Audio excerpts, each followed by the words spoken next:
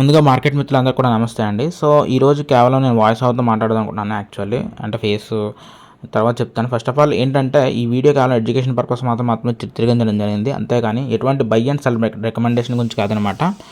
And channel కొత్తగా వస్తే దయచేసి లైక్ అండ్ సబ్స్క్రైబ్ చేయాల్సిన కోరుచున్నాను. అండ్ కింద మీ యొక్క ట్రేడింగ్ ఈరోజు మీరు ట్రేడింగ్ చేస్తున్నారు కదా, లాభాలు ఉన్నారా నష్టాలు ఉన్నారా ఒకసారి కింద కామెంట్ సెక్షన్లో చెప్పండి. అండ్ అంతేకాకుండా నేను ఒక వాట్సాప్ గ్రూప్ క్రియేట్ చేశాను అనమాట. దాంట్లో జాయిన్ అవ్వడానికి ట్రై చేయండి.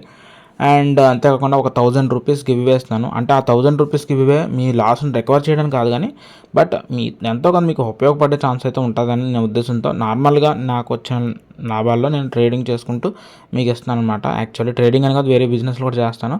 సో నేను నార్మల్గా ఇద్దామని నాకు సబ్స్క్రైబర్స్కి నేను ఇస్తున్నాను అంతే.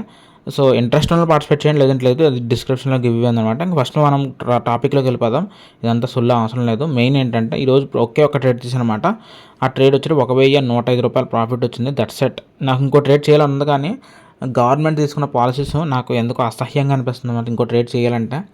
ఎందుకంటే గవర్నమెంట్ వద్దనుకుంటుంది అనమాట. ఎక్కువ మంది ట్రేడింగ్లో ఉండడం గవర్నమెంట్కి ఇష్టం లేదు. గవర్నమెంట్ స్టాక్ మార్కెట్ రెండు ఒకే రకంగా బిహేవ్ చేస్తాయి అనమాట. మనం ఎప్పుడైనా స్టాక్ మార్కెట్కి ఎగనెస్ట్గా ట్రేడింగ్ చేస్తే ఎలా అయితే లాస్ అవుతామో, ట్రెండ్కి అంటే వ్యతిరేకంగా మనం ట్రేడ్ చేస్తే ఎలా అయితే లాస్ అవుతామో, అలాగే గవర్నమెంట్కి ఎగనెస్ట్గా మనం ట్రేడింగ్ చేస్తాం అనుకో, ఇదే విధంగా మనం లాస్ అవుతాం అనమాట.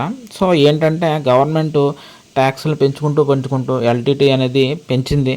అంటే మన లాభ నష్టాలతో సంబంధం లేకుండా ఎప్పుడు గవర్నమెంట్ కంటే ఒక సెపరేట్ కోటా అనేది ఇచ్చారనమాట. అంటే ఒక బ్రోకర్ ఇచ్చే కాస్ట్ కంటే వీళ్ళ గవర్నమెంట్ ఇచ్చే ఛార్జెస్ ఎక్కువ ఉన్నాయి యాక్చువల్లీ ప్రతి ట్రేడ్లోను, బైలోను సెల్లోను. సో ఇట్స్ కంప్లీట్లీ రబ్బిష్ అనమాట.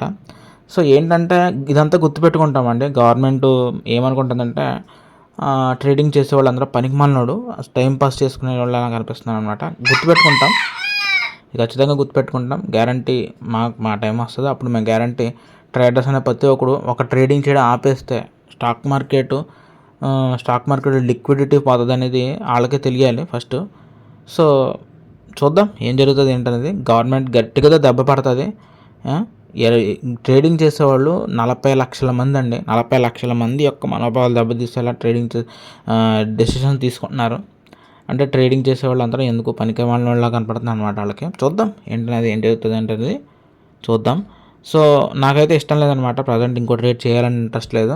సో నేనైతే మ్యాక్సిమం అంత లాస్ ఉంది, ఆ లాస్ రికవర్ చేసుకున్న తర్వాత నేను ఎఫ్ఎన్ఓకి గుడ్ బై చెప్పేసి నేను స్టాక్స్లో అంటే ఒక్క స్టాక్లో ఇన్వెస్ట్మెంట్ చేసుకుంటూ ఉంటాను. ఒక మంత్కి ఒకటే కాబట్టి ఒక ట్రేడ్ చేసుకుని సరిపోతుంది, ప్రాఫిట్ వచ్చేటట్టుగా చేసుకుంటాను అనమాట. చూద్దాం ఏంటనేది. సో ఏదంటది దాన్ని ఏమంటారు, నాకు చిరాకు దొరుకుతుంది అసలు చెప్పాలంటే. అదే ట్రేడింగ్ చేస్తాను అనమాట, స్టాక్స్లో ట్రేడింగ్ చేద్దాం అనుకున్నాను. అంతే కాదు, ఉంటాను మరి, బాయ్.